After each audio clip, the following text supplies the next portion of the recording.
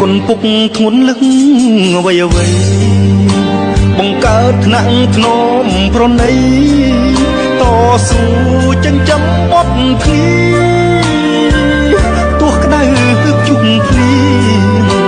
សង្វាតមិនត្អូញរុញរី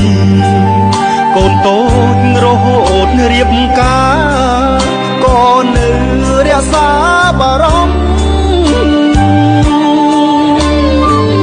ចំណែកគុណគ្រូជាគុណទីពីរលះបងខិតខំសំភីគុណម៉ែគុណពុកធ្ងន់លឹកអ្វីអ្វីបង្កើតថ្នាក់ធ្នមប្រណីតស៊ូចិញ្ចឹមបុត្រឃ្លីទោះក្តៅជុំភ្លីសង្វាតមិនត្អូញរុញរីកូនតូចរហូតរៀបការក៏នៅរក្សាបារម្ភចំណែកគុណគ្រូជាគុណទីពីរលះបងខិតខំសំភីគុណម៉ែគុណពុកធ្ងន់លឹកអ្វីអ្វីបង្កើតថ្នាក់ធ្នមប្រណីតស៊ូចិញ្ចឹមបុត្រឃ្លីទោះក្តៅជុំភ្លីសង្វាតមិនត្អូញរុញរីកូនតូចរហូតរៀបការក៏នៅរក្សាបារម្ភចំណែកគុណគ្រូជាគុណទីពីរលះបងខិតខំសំភីគុណម៉ែគុណពុកធ្ងន់លឹក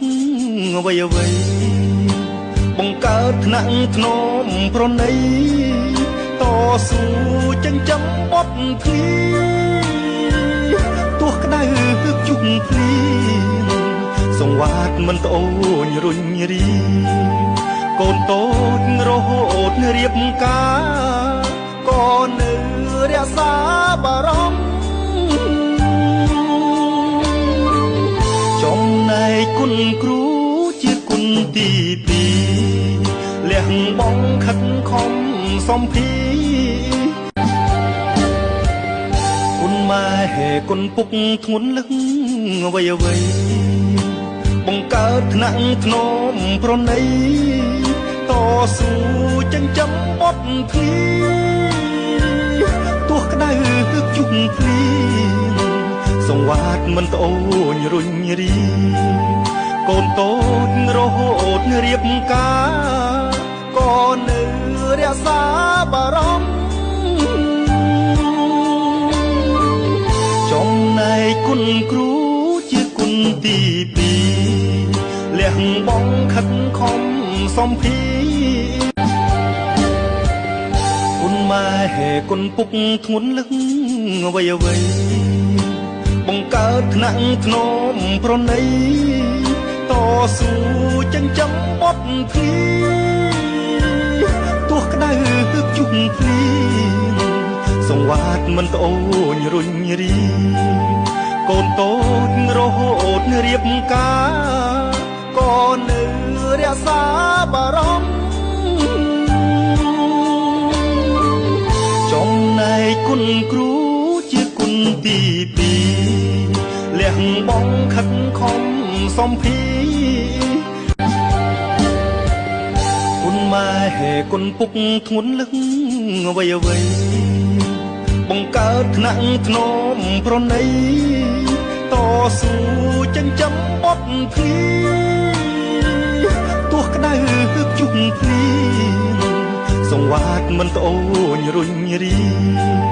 កូនតូចរហូតរៀបការក៏នៅរក្សាបារម្ភចំណែកគុណគ្រូជាគុណទីពីរលះបងខិតខំសំភីគុណម៉ែគុណពុកធ្ងន់លឹកអ្វីអ្វីបង្ បង្កើតថ្នាក់ធ្នមប្រណីតស៊ូចិញ្ចឹមបុត្រភ្លីទោះក្តៅជុកភ្លៀងសង្វាតមិនត្អូញរុញរីកូនតូចរហូតរៀបការក៏នៅរក្សាបារម្ភចំណែកគុណគ្រូជាគុណទីពីរលះបងខិតខំសំភីគុណម៉ែគុណពុកធ្ងន់លឹងអ្វីអ្វីបង្កើតថ្នាក់ធ្នមប្រណីតស៊ូចិញ្ចឹមបុត្រភ្លីទោះក្តៅជុកភ្លៀងសង្វាតមិនត្អូញរុញរីកូនតូចរហូតរៀបការក៏នៅរក្សាបា